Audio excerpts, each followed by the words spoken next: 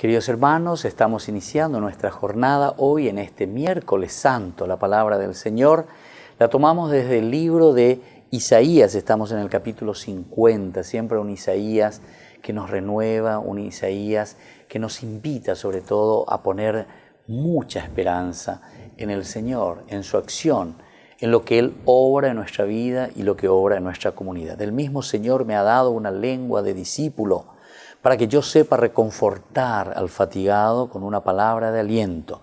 Cada mañana Él despierta mi oído para que yo escuche como un discípulo. En fin, es el discipulado, queridos amigos. El Señor, al mismo tiempo, Él nos llama. Siempre la vocación del discipulado, del discípulo, es por iniciativa del Señor.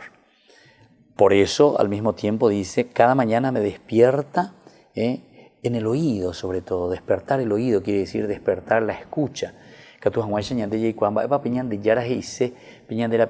¿Verdad? O sea, es una misión también. Es la misión de que nosotros podamos transmitir a los demás.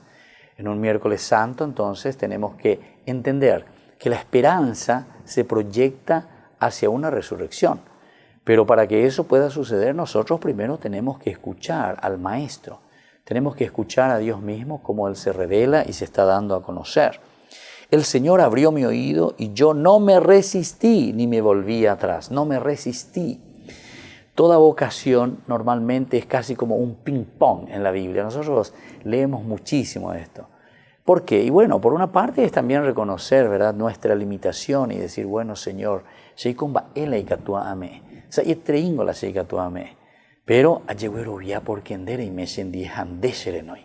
Aupearese, embaitepe haré comía para que podamos hacer algo, para que podamos ofrecer algo. Y por eso no me resisto verdaderamente, Señor, a tu llamado, a pesar de que me cueste. Y así entonces va hablando, ¿verdad? El Señor viene siempre en mi ayuda en los momentos más difíciles. Antes habla que me golpeaban mis mejillas, a los que me arrancaban la barba. Pero dice, no por eso yo retiré mi rostro, porque el Señor está conmigo. Por eso, dice, endurecí mi rostro como el pedernal y sé muy bien que no seré defraudado.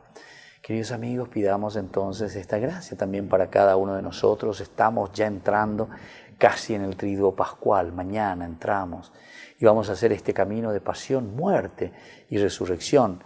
Resurrección al final, que significa para cada uno de nosotros esa vida nueva.